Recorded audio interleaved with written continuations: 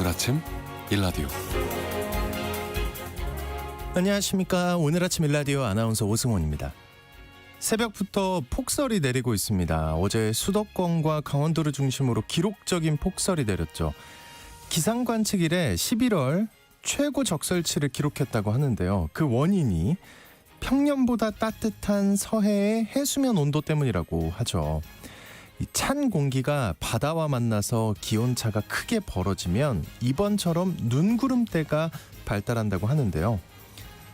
바다가 뜨거우니까 대기로 열과 수증기 공급이 많아져서 지난 여름에 극심한 폭염에 시달렸는데 이제 올겨울 대설로 이어지고 있는 상황입니다. 더욱이 수분이 많아서 무거운 습설이었는데요. 올겨울에 이런 습설, 눈 폭탄 소식이 잦아지지 않을지 걱정입니다. 어제 내린 눈으로 전국에서 피해가 속출하고 있는데요. 종일 하늘길, 뱃길이 끊기고 교통 대란이 벌어졌죠.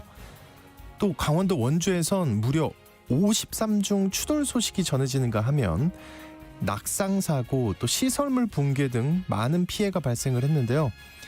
서울 수도권은 러시아워 시간에 출근 전쟁이 늦은 밤 퇴근 전쟁으로 이어지면서 첫눈의 낭만을 운운하기엔 정말 힘들고 피곤했던 하루가 됐던 것 같습니다.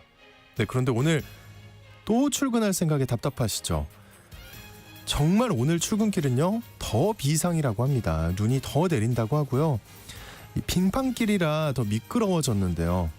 네, 모쪼록 안전하게 출퇴근 잘 하시고요. 어르신들은요 낙상사고 위험이 크니까 오늘 외출 좀 자제하시는 게 좋겠습니다. 11월 28일 목요일 오늘 아침 일라디오 출발합니다.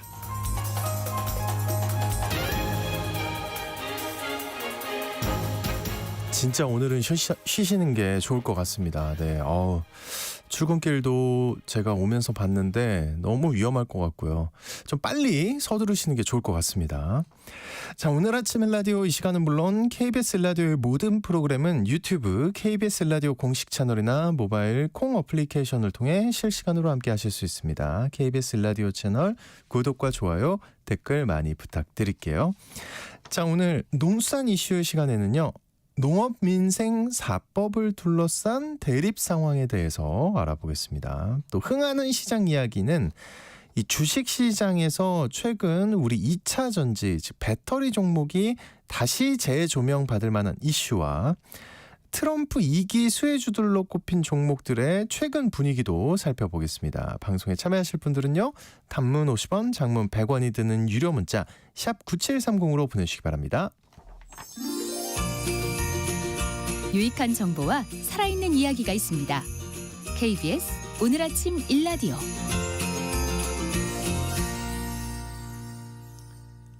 최근 국회 농림축산식품해양수산위원회에서 농업민생 4법이라는 게 통과가 됐는데요. 농림축산식품부 장관이 이 법안들에 대해 원색적인 단어를 쓰면서 반대해서 논란이 일고 있습니다. 오늘 농수산 이슈 농업민생 4법을 둘러싼 야당과 농림축산식품부의 대립 상황에 대해 알아보겠습니다. 한국농정신문의 원재정 기자님 전화 연결돼 있습니다. 안녕하십니까? 네, 안녕하세요. 한국농정신문 원재정입니다. 네, 농업민생 4법이 통과가 됐다고요? 네, 맞습니다. 국회 농림축산식품해양수산위원회가 지난 21일 열린 전체회의에서 4개 법의 개정안을 의결했습니다. 농민분들이 계속 농사 지을 수 있도록 뒷받침하는 사안들이기 때문에 이 4개 법을 농업민생 4법이라고 총칭하고 있는데요. 네. 구체적으로 양국관리법 개정안, 농수산물 유통 및 가격 안정에 관한 법률, 그래서 농안법 개정안, 농업재해대책법 개정안, 농업재해보험법 개정안입니다. 이 농업민생 4법은 농해수위에서도 더불어민주당 의원들과 정의당 의원 등 야당이 추진했는데요. 하루 만에 법안심사소위원회, 안건조정위원회에 이어서 전체회의까지 그야말로 속전속결로 처리가 됐습니다. 속도전으로 개정안을 처리하는데 뭔가 이유가 있을 것 같은데요. 농해수위 야당 의원들의 입장은 뭔가요? 네, 농업민생 4법 의결 하루 뒤인 22일에 농해수위 야당 의원들이 국회 소총관에서 기자회견 열었는데요. 야당 의원들은 쌀값 폭락을 비롯해서 기후 재난이라든가 농산물 가격 폭락에 농민들만 피해보는 상황을 지켜볼 수 없어서 이 4개의 법안을 통과시켰다 이렇게 설명을 했습니다. 실제로 농민값이라고 말하는 쌀값이 지난 11월 25일 기준 80kg 한 가마에 18만 4천 원인데요. 윤석열 대통령 공약인 20만 원에도 못 미치는 상황입니다. 그렇지만 쌀값을 끌어올릴 만한 대책도 현재로선 마땅치 않은 상황이다 보니까 이런 농업 문제의 근본 대책을 마련하기 위해서 야당이 법안 개정에 나선 것이다. 이렇게 보면 될 것 같습니다. 네, 농업민생 4법 어떤 내용인지 좀 더 설명해 주세요. 예, 농업민생사법의 첫 번째는 양곡관리법 개정안인데요. 윤석열 대통령 1호 거부권으로 유명한 법이기도 하죠. 이전 양곡관리법 개정안보다 농민의 입장을 더 반영했다 이런 평가를 받고 있는데 양곡의 수요 공급 계획 강화라든가 이 수입 양곡 관리를 철저히 하면서 식량 안보를 강화하는 조치들을 개정안에 담았고요. 쌀 생산을 탄력적으로 조절하기 위한 타작물 지원을 효율적으로 지원합니다. 그런데 이제 이런 다양한 제도와 정책을 마련했는데도 쌀값이 하락할 경우에 이 사후 손실 보전 대책으로 양곡 가격 안정제를 도입하자는 것, 그리고 쌀값이 대폭락하는 위기 상황을 대비해서 양곡 수급관리위원회에서 정한 기준에 따라 이 시장 격리 또는 정부 보유국 방출을 의무화하는 것 등이 이번 양곡관리법 개정안의 주요 내용입니다. 주식인 쌀의 수급 안정 또 가격 안정을 위한 법이다 이렇게 생각하면 되겠네요. 네, 맞습니다. 하지만 쌀만 이렇게 안정을 하자는 게 아니라 밀이라든가 콩, 사료작물 등에 대한 지원을 쌀만큼 확대하자 이런 법이기도 합니다. 그리고 또 농업민생사법 중에 두 번째인 농수산물 유통 및 가격 안정에 관한 법률 개정안은요. 농민과 소비자 모두를 위한 법인데요. 농안법 개정안에는 계약 생산을 강화해서 생산 기반을 안정시키고 또 농산물 가격 폭등 시에는 소비자 보호 시책을 규정하고 있습니다. 반대로 농산물 가격 폭락 시에는 생산자 보호를 위해 농산물 가격 안정제를 도입하자 이런 내용이 담겨 있고요. 또 나머지 2개 법안인 농업재해대책법, 농업재해보험법 개정안이 있는데 이 최근에 이상기후 문제가 점점 심각해지면서 기존 법의 한계가 너무 크기 때문에 법을 개정하려는 것입니다. 그 이상기후에 따른 농작물 피해 대책을 현실화하자 이런 취지겠죠? 네, 맞습니다. 농업재해대책법 개정안에는 이전에는 재해에 포함하지 않았던 이상 고온이라든가 지진에 따른 피해를 포함하고요. 재해 전까지 투입된 생산 비용을 지원할 수 있도록 했습니다. 농민분들이 이 농업재해 지원의 가장 큰 문제를 꼽고 있는 게 이제 지원 단가인데요. 지원 단가 역시 실거래가 수준으로 인상토록 했습니다. 마지막으로 농업재해보험법 개정안에는 재해보험 대상에 병충해를 포함하게 했고요. 손해평가사의 전문성도 높이도록 했습니다. 또 보상을 받고 나면 보험료가 굉장히 많이 할증되거든요. 이 부분 굉장히 농민분들이 부담스러워하는 문제였는데 이번 개정안에는 불가피한 자연재해로 인한 피해에는 보험료 할증을 적용하지 않도록 했습니다. 네, 그런데 이 농업민생 4법을 야당만 주도를 한다는 거, 여당과 정부는 반대하고 있다는 거네요? 네, 맞습니다. 농해수위에서 법안이 의결된 이후에 송미령 농림축산식품부 장관이 긴급 기자간담회를 열었는데요. 말씀하신 대로 농업민생 4법을 노골적으로 반대하는 입장을 전하는 자리였습니다. 그 농식품부 입장은 어떤 건가요? 네, 지난 25일 정부 세종청사에서 열린 긴급 기자간담회에서 송미령 농식품부 장관은 이 양곡관리법 개정안 등 4건의 개정안이 국회 본회의를 통과할 경우에 대통령의 제의 요구, 그러니까 거부권을 건의하겠다 이렇게 밝혔는데요. 거부권 건의라는 것도 농민분들에게 반감이 크지만 더 큰 문제는 송미령 장관의 발언 수위였습니다. 이번 긴급 기자간담회에서 송미령 장관은 농업민생 4법을 농업의 미래를 망치는 법이라면서 농망법이다 이렇게 원색적으로 표현했고요. 농업재해대책법 개정안을 두고선 법 자체가 재해다 이런 비난도 서슴지 않았습니다. 현장의 반응이 이제 궁금해지는데 이 농업 정책이라든가 농업 관련 법 개정은 농민들의 평가가 중요할 것 같거든요. 예, 농해수위에서 이 농업민생 4법이 의결됐을 때 농민단체들이 일제히 환영 성명을 냈습니다. 물론 현장의 눈높이에서는 부족한 면이 있지만 그래도 진일보했다 이런 의미에서 환영 성명을 낸 건데요. 농식품부의 긴급 기자간담회 이후에 농민단체들도 일제히 비판 성명 냈습니다. 전국 농민의 총연맹, 전국 여성농민의 총연합 등 8개 농민단체 연합체인 국민과 함께하는 농민의 길이 이 법안을 반대하는 농식품부 장관의 발언을 문제 삼으면서 농업 망치는 농망장관, 또 재해보다 더한 재앙장관 이런 표현으로 응수했고요. 더 나아가 농민들을 폄훼하는 장관의 사퇴를 촉구하고 나섰습니다. 야당도 목소리를 내고 있는데요. 더불어민주당은 어제 오후 국회 본청 원내대표 회의실에서 기자간담회를 열었고요. 정부가 말하는 재정부담, 정책체계 혼란, 실효성 부족, 송 장관이 제시한 반대 논리를 조목조목 다시 한번 반박했고요. 농정 실패의 책임을 물어서 이 장관 해임 건의안을 추진하겠다 이런 계획도 밝혔습니다. 농민분들은 정부가 이번 이 농업민생 4법을 굉장히 많이 반대하고 있는데 이 4개의 법안보다 나은 정책을 펼쳤나 하는 반문도 하고 있습니다. 특히 농민들이 보조금을 받으면 대충 농사를 짓는다거나 무턱대고 보조금 욕심을 낼 것이다. 이런 수준 낮은 인식이 장관 발언에 내재돼 있다는 것에 파장이 커지고 있는데요.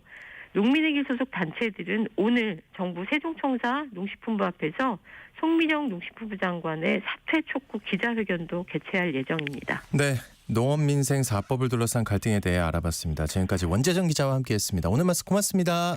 네, 고맙습니다.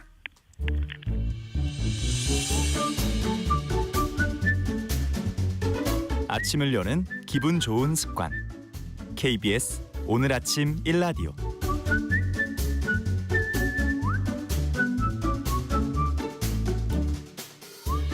최근 주식시장에서 2차 전지, 즉 배터리에 대한 관심이 주춤해졌는데요.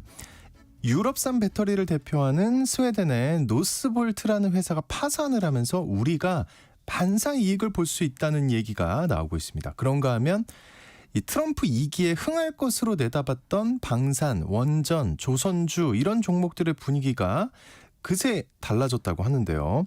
흥하는 시장 이야기로 경제 공부해보는 시간, 이 2가지 소식에 대해 들어보겠습니다. 한국투자증권의 박재영 차장님 나와주셨습니다. 어서 오십시오. 안녕하십니까. 출근길 괜찮으셨습니까? 눈이 어마어마하게 오더라고요. 그죠? 네. 이따- 눈길 운전 네. 조심하셔야 될 것 같습니다. 이따 여의도에서 저는 목동으로 넘어갑니다. 목동으로 네. 괜찮을까요? 좀 걱정되긴 하는데 천천히 거북이 운전해서 가야. 그러니까요. 예. 그 사이에 시장에 진짜 많은 일들이 일어났는데 우리에게 중요한 2차 전지 배터리 산업 소식 궁금합니다. 그 2차 전지 투자 광풍이 불었다가 최근에는 좀 시들해진 걸로 알고 있는데 최근 2차 전지 종목들은 어떤 분위기였나요? 네, 작년 초까지 우리나라 코스닥 증시가 전 세계에서 가장 많이 오르는 증시였었던 적도 있습니다. 작년까지요. 작년 상반기까지 6월까지 예, 이게 예. 이제 2차 전지 배터리 업체들, 소재 업체들 때문이었는데 작년 하반기부터는 지금 1년 넘는 기간 동안 계속 이제 줄곧 하락하는 상황이었고 올해 8월부터 조금씩 반등이 나오기 시작하는 그런 분위기를 좀 보이고 있는 상황입니다. 반등이 나오고 있다. 그러다가 이번에 노스볼트의 파산 소식에 다시 2차 전지가 주목받고 있는 것 같은데 먼저 노스볼트는 어떤 기업인가요? 네, 유럽의 전기차 배터리를 만드는 우리나라로 치면 LG 에너지 솔루션 같은 그런 기업이라고 보시면 될 것 같은데요. 유럽에 예. 네. 유럽도 뭐 자동차 시장이 굉장히 큰 시장이고 내연 기관만 발전되어 있어서 2차 전지나 전기차 쪽은 조금 뒤에 밀려 있는 그런 이제 지역이었는데 네. 노스볼트라는 회사가 나타나면서 약간의 희망을 봤죠. 올해 초까지만 하더라도 노스볼트가 순항하는 것처럼 보였는데요. 네. 2021년 말 첫 번째로 배터리셀 생산하면서 유럽을 설레게 만들었었던 기업입니다. 이 기업이 스웨덴 기가 팩토리 규모를 4배로 확장하는 공사가 올해 한창 진행되고 있었고요. 독일과 캐나다에서 새 배터리셀 공장 건설에 들어갔습니다. 그러면서 EU와 독일 정부로부터 10억 유로, 캐나다와 퀘벡주 정부에서 20억 달러 지원을 받기도 했고요. 네. 조만간 IPO, 그러니까 기업 공개에 나설 것이다라는 소식도 있었습니다. 시장에서는 기업 가치가 200억 달러, 약 28조 원에 달할 것이다라고 기대를 했고 네. 그러다 보니까 폭스바겐, 골드만삭스, BMW, 스웨덴 연기금 같은 투자자들이 대거 주식 투자를 했었고요. 비상장 투자를 했었고요. 이 배터리 제조 기업이 유럽에서 많은 관심을 받았는데 실제로 관심만 받은 게 아니라요. 수주도 굉장히 많이 따놓은 상태였습니다. 550억 달러, 약 우리 돈으로 77조 원 규모에 달할 정도로 수주도 많았던, 그래서 뭐 아주 기대가 컸었던 그런 회사라고 볼 수 있을 것 같습니다. 지금까지 들으면 이 기업은 파산이라는 단어만 전혀 어울리지 않는 것 같은데 왜 그렇게 왜 파산을 한 건가요, 그러면? 네, 분위기가 한 몇 달 만에 갑작스럽게 바뀌었는데요. 예. 지금 축구장 70배 크기라는 스웨덴 셜레프테오 공장의 배터리셀 생산량이 너무 말도 안 되게 적었습니다. 그러니까 네. 엄청난 크기인데 생산량이 적었다고요? 맞습니다. 이 공장의 연간 예상 생산량은 16기가와트십니다. 그런데 지난해 실제로 공급한 배터리셀은 80메가와트십니다. 그러니까 잘 모르겠지만 엄청 차이가 나는 거죠.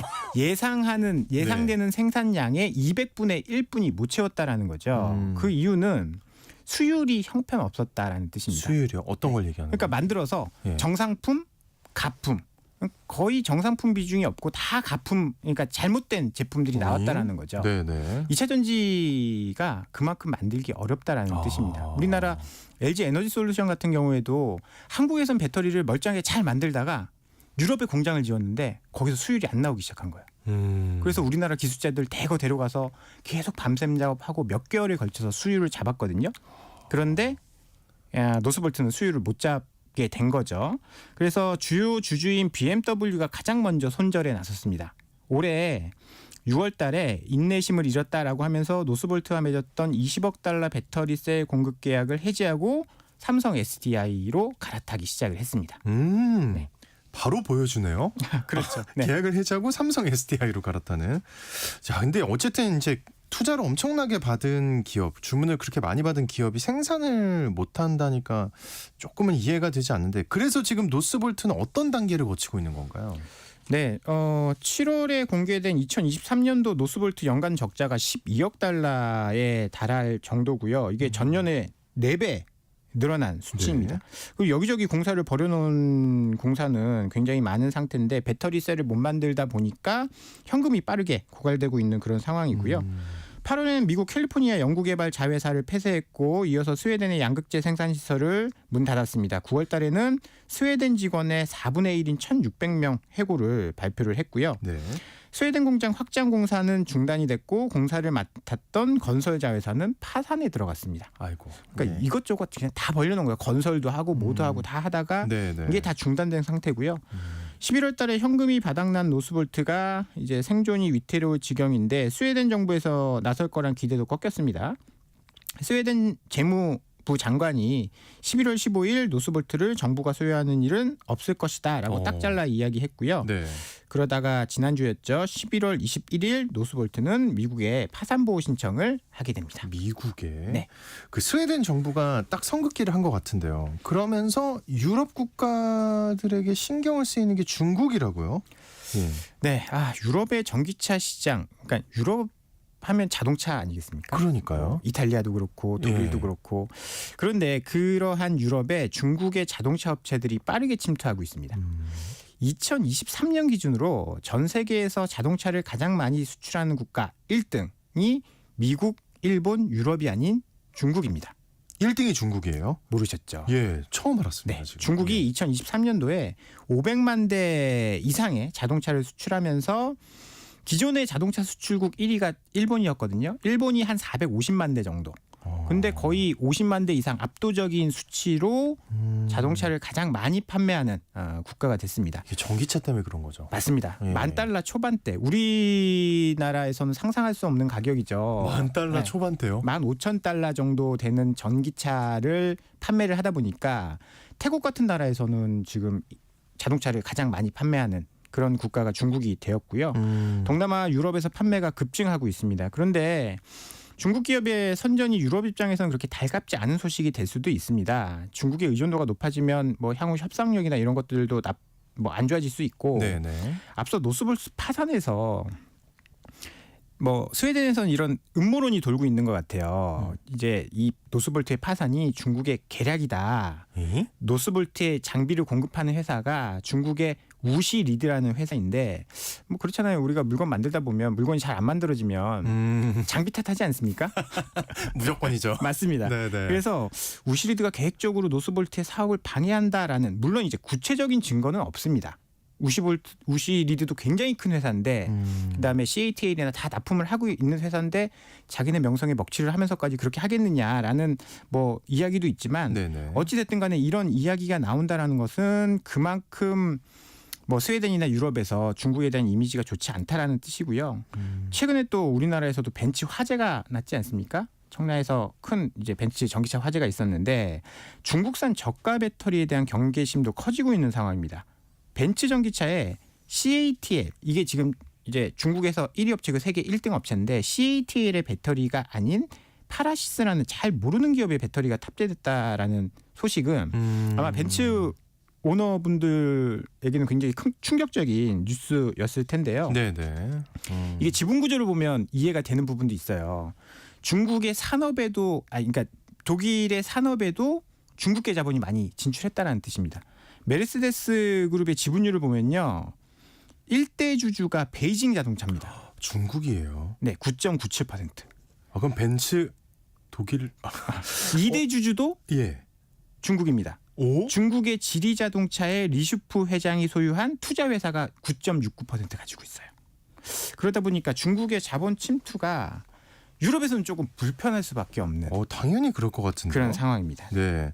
야, 그래서 그런 말들이 있군요. 벤츠가 이제 막 중국 기업이다. 막 이런 썰들이 있었는데 이게 지분율을 보니까 이해가 좀 되네요. 그런 말들이 왜 나왔는지.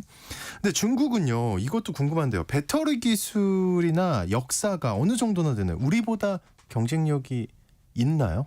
일단 이게 제일 궁금한데. 우리가 이제 기술력으로 보면 중국을 무시하는 경향이 사실 조금 있었습니다. 첨단 산업이나 이런 쪽. 그런데 지금 뭐 배터리 쪽에서는 뭐 1등인 건 맞죠. 물량이나 뭘로나 봤어. 네, 그래서 예. 무시할 수 있는 수준은 아니다라고 봐야 되고요.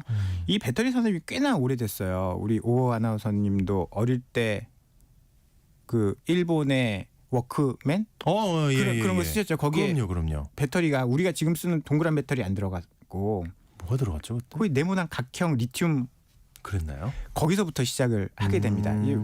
이제 원래는 일본에서 이제 발달했었는데 그게 한국과 중국 이게 배터리 산업 역사가 꽤 오래됐습니다. 중국의 가장 대표적인 기업이 CATL인데 이 CATL의 모태가 홍콩의 ATL이라는 회사입니다. 1999년부터 리튬 배터리 개발을 했었고요. 벌써 뭐 20년 거의 30년 가까이 되는 업력이고 우리나라도 LG 에너지 솔루션이 굉장히 오래전부터 배터리 사업에 진출을 했습니다. LG 화학대. 네네. 1992년부터 2차 전지 사업을 시작을 했고요. 첫 양극재 적용 배터리는 무려 2007년도에 나왔습니다. 우리가 2007년도에는 전기차를 아예 생각도 안 하고 있을 시절이었는데 그때 이제 첫 양산 배터리가 나올 정도로 오래된 사업이고요. 그래서 2차 전지 기술이 아예 없었던 유럽이나 기타 국가에서 빠르게 따라잡기는 어려운 영역이 배터리 산업이기 때문에 사실 중국을 제외하면 한국과 일본 정도가 유일하게 배터리를 잘 만들 수 있는 만들기는 누구나 다 만들 수 있는데 아까처럼 수율이 안 나올 수 있는 그런 국가고요. 앞서 노스볼트 파산 사태에서도 볼 수 있듯이 BMW가 노스볼트에서 공급받기로 했던 물량을 중국이 아닌 삼성 SDI에 발주를 줬습니다. 원래 둘은 좀 끈끈한 관계였어요. 처음부터 이제 만들기 시작했었고. 그래서 중국을 견제하려는 움직임이 좀 있고요. 중국을 제외하고 가장 기술력이 높고 생산 능력이 뛰어난 게 한국이기 때문에 반사이익을 받을 가능성이 전 높다라고 보고 있습니다. 아주 높을 것 같은데. 자, 이런 상황에서 이제 트럼프 당선으로 미국의 IRA 폐지 우려가 커지고 있다는데 그 IRA라고 하면 우리한테도 전기차, 그러니까 배터리 공장을 미국에 지어라. 안 그러면 보조금 안 준다 이러면서 이제 우리 자동차 산업 가격 경쟁력을 뒤흔든 그런 법이잖아요. 근데 그 법을 폐지시킨다고요? 네, 이 IRA 법안은 이제 바이든 행정부에서 가장 큰 치적? 내가 IRA 법안 해가지고 공장을 많이 유치했다. 뭐 이렇게 했는데 당연히 트럼프 대통령 입장에서는 안 좋게 보이겠죠. 그래서 트럼프 대통령이 당선되면서 미국의 보조금이 사라질지도 모른다라는 우려가 있었습니다. 이게 그것 때문에 이제 주가가 많이 떨어지기도 했는데요. 그런데 지금 주 정부가 미국은 연방 정부가 있고 주 정부가 또 네네. 있지 않습니까? 주 정부가 자체적으로 보조금을 지급할 것이다라는 보도가 나오면서 또 우려도 많이 해소되는 그런 상황입니다. 트럼프 캠프는 전기차 소비자에게 지급하는 세액 공제 정책 폐기를 예고하고 있는데 트럼프 대통령은 IRA 법안을 재정 적자를 부르는 파멸 기계이며 왜곡된 인센티브를 제공한다라고 비판한 스콧 베센트를 재무장관으로 내정했습니다. 그러면 이제 적자를 줄이기 위해서 반도체 보조금이나 전기차 보조금을 줄일 가능성이 높아졌는데 테슬라의 머스크도 보조금 폐지에 찬성하고 나섰습니다. 그 이해가 안 되던데요. 왜냐하면 예. 압도적인 일이기 때문에 이 보조금이 폐쇄가 되면 나보다는 경쟁자 포드나 GM이나 현대차나 폭스바겐이 더 안 좋은 영향을 받을 것이다. 그래서 압도적인 1위 경쟁력을 우위를 차지할 것이다. 라는 생각을 가지고 반대를 하고 있는 겁니다. 네. 그래서 폐지가 될까요? 근데 근데 여기에 대해서 주정부가 나서기 시작했습니다. 이제 네. 전기차 전환에 가장 적극적인 주가 캘리포니아 주인데요. 연방 차원에서 전기차 보조금이 사라질 경우에 주 차원에서 시행했던 친환경 환급 제도를 재도입해서 혜택을 유지하겠다라고 주지사가 발표로 이야기를 했고요. 작년 기준으로 미국에서 등록된 전기차의 35%가 캘리포니아에 등록됐을 정도로 영향력이 꽤 큰 주입니다. 그래서 그런데 뭐 이게 정치적인 색깔도 조금 있는 게 캘리포니아 주지사가 판매 점유율 기준으로 도입해서 보조금 지급 대상에서 테슬라 모델을 제외하는 방안도 검토. 자국 기업인데 견제하네요. 네, 예. 뭐 그렇게 되면 아마 현대차나 기아차가 반사이익도 받을 수 있지 않을까라는 좀 긍정적인 기대도 해볼 수 있는 뉴스입니다. 네. 자, 그래서 우리 국내 2차 전지 기업들의 주가는 좀 떨어져 있는 거죠, 지금 많이. 제가 잘 몰라서 그러는데 그죠? 엄청 많이 떨어졌다가 예. 최근에 한두 달 정도 지금 올라오고 있는 그런 상황입니다. 그러면 엄청 많이 떨어졌었다면 네. 어느 정도까지 회복이 될까요? 회복이 될 것 같기는 한데. 그거는 네, 알 수가 없지만 조금 물론. 시간이 지나야 될 것 같아요. 이유는 예.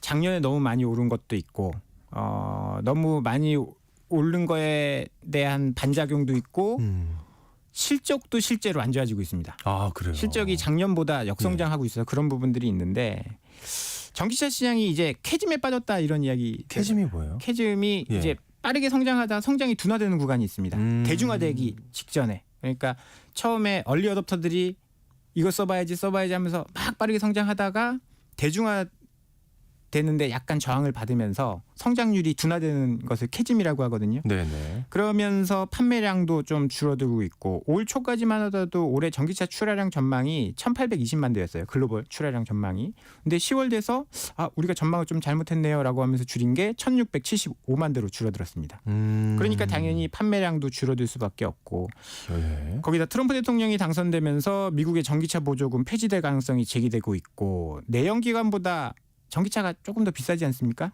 그 보조금이 없으면 판매량이 줄어들 수 있다라는 우려도 반영되고 있고 전기차의 성장성을 믿고 과도한 설비 투자를 한 것도 2차 전지 업체 전반에는 부담이 될 수도 있습니다. 그러다 보니까 뭐 이런 과도한 증설이 2차 전지 산업을 레드오션으로 만들었고 네.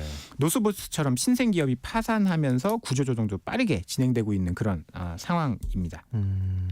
그래서 뭐 그런데 이러한 위기 상황 속에서도 기술 경쟁력이 뛰어난 한국 기업들은 수주 공시가 지속적으로 늘어나고 있는 그런 상황입니다. 한국의 대표 기업인 LG 에너지 솔루션이 최근 메르세데스 네. 벤츠랑 포드로부터 신규 계약 체결을 공시를 했습니다. 뭐 노스볼트나 경쟁 기업들이 망하면서 한국으로 수주가 들어오고 있는 진짜 거죠. 반사 이익이네요. 네. 예. 그 외에 2차 전지 소재 기업들도 최근 6개월간 신규 계약 공시가 다수 있었습니다.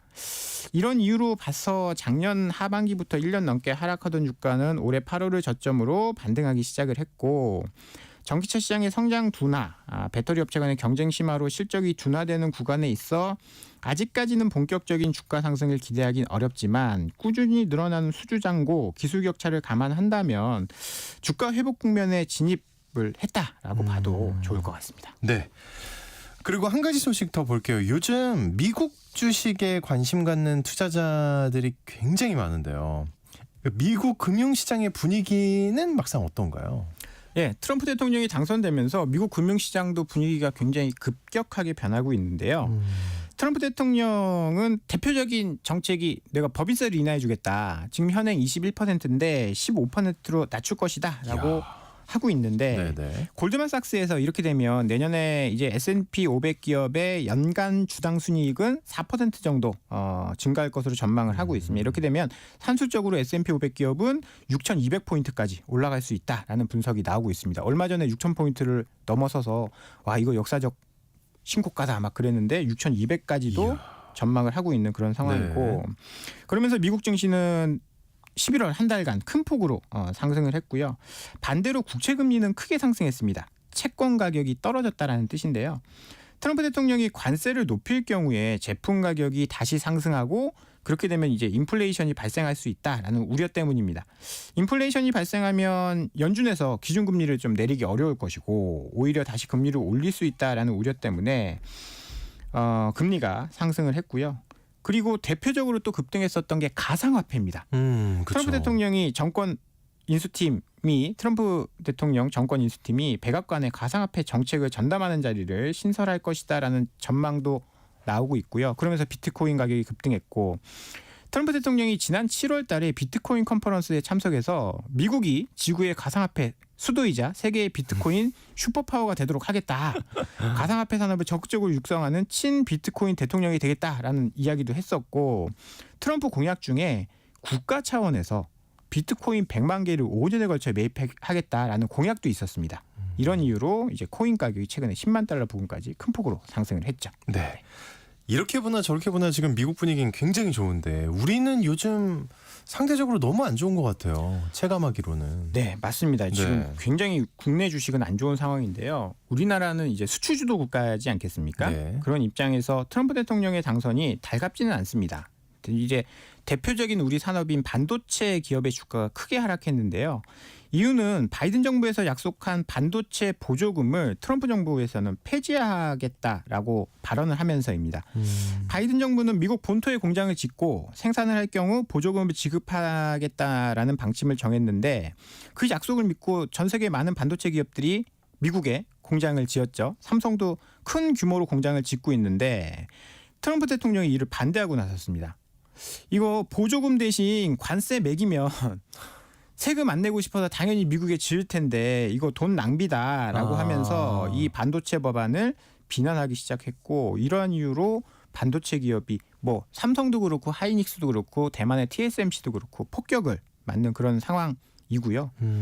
수출이 잘 안 된다라고 하면 우리나라는 타격을 받을 수 있다라는 이유로 뭐 현대차도 그렇고 뭐 많은 우리 시총 상위 기업들이 좀 안 좋은 그런 상황에 직면해 있습니다. 네.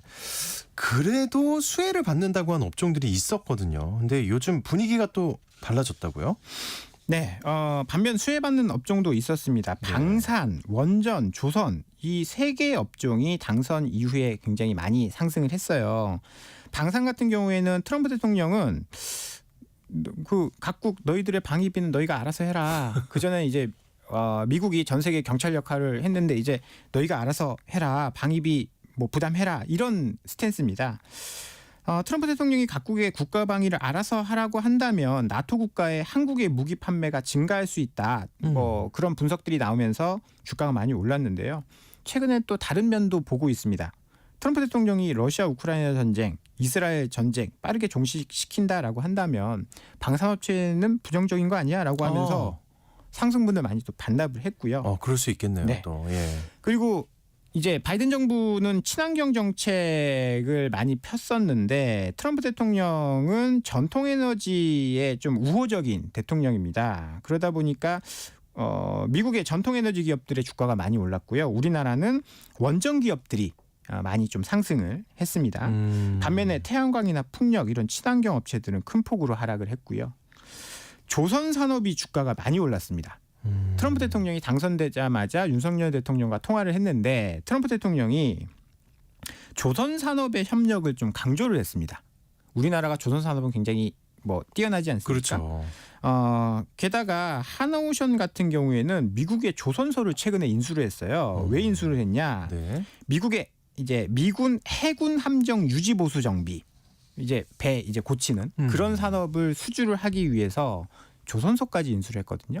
그런데 미국의 해군의 어떤 그런 거라면 굉장히 보안이 철저할 것 같은데 네. 그걸 우리나라 기업이 인수했다고 해서 뭔가 그런 일을 해도 할 수 있는 건가요? 약간 미국은 그게 지금 궁금하다. 그런 산업 기반 자체가 많이 쇠퇴해 있고요. 예. 배를 세계에서 제일 잘 만드는 거는 한국, 일본, 중국입니다. 근데 중국에 줄 일은 없고 그렇죠. 일본 같은 경우에는 서서히 지금 산업이 좀 안 좋아지고 있는 상황이고 기술력은 전 세계에서 대한민국이 가장 뛰어난. 우리가 최고니까. 그러니까 가능성이 전혀 없다고는 못 보는 상황이죠. 없다.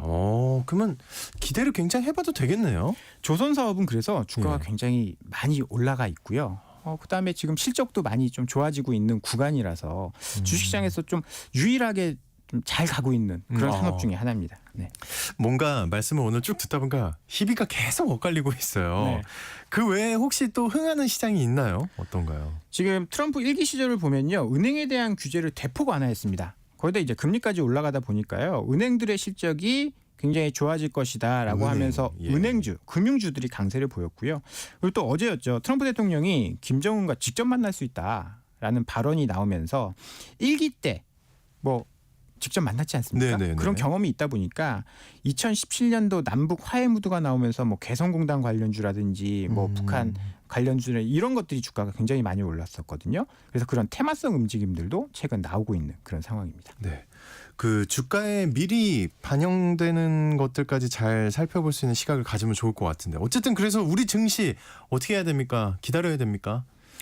너무나 힘든 상황입니다. 지금 뭐 저도 증권회사에 지금 20년째 몸을 담고 있는데 지금처럼 힘들었었던 적은 없었던 것 같아요. 왜냐하면 이제 모든 것은 상대적인 거 아니겠습니까?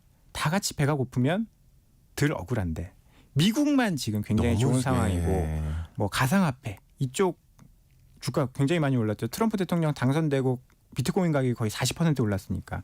근데 우리나라 증시는 코스닥이 전 세계 이제 증권 시장에서 막 끝에서 3등? 미국은 뭐 지수가 뭐 20%씩 올랐는데 우리는 20%씩 하락하고 있는 그런 상대적 박탈감이 굉장히 큰 시장인데 뭐 여러 가지 우려도 있습니다. 트럼프 대통령이 관세를 많이 부과하면 우리나라 수출이 잘 안 돼서 대한민국 경제 안 좋아지는 거 아니냐. 미국은 지금 성장률이 2% 후반대 나오고 있는데 한국은 지지난 분기에는 마이너스였고 3분기에는 0.1% 성장했고 올해 성장률 목표치가 2% 밑으로 내려오는 뭐 그런 상황이다 보니까 우리나라 경제 큰일 난 거 아니냐. 미국만 좋고 나머지 국가는 다 죽는 거 아니냐. 그런 우려가 있어온 건 사실인데 그거는 그냥 저는 너무 과도한 우려라고 생각합니다. 이제 경제 친화적인 대통령이거든요. 트럼프 대통령이. 네네. 이 경제 친화적인 대통령이 물가도 올려놓고 뭐 경제도 망치고 규제 때문에 다 죽일 거다라고 생각하는 거 너무 과한 우려고 2017년 트럼프 1기 때를 보더라도 미국의 물가는 관세를 그렇게 중국에 매겼어도 그렇게 물가가 올라가지 않았습니다. 그러면 결국은 미국 경제가 안정되면서 우리나라 수출도 안정되고 정상화될 가능성이 저는 높다라고 봐서 희망에 좀 끈을 놓으면 안 된다라는 말씀을 좀 드려보고 싶습니다. 알겠습니다. 희망 가져보겠습니다. 지금까지 한국투자증권의 박재영 차장님과 함께했습니다. 오늘 말씀 고맙습니다. 감사합니다. 네, 폭설로 인해서 전국 대부분의 대설특보가 내려진 상황입니다. 여러분 지금도 눈이 오고 있는 곳들이 많으니까요. 오늘 각별히 주의하시기 바랍니다. 전 내일 다시 돌아올게요.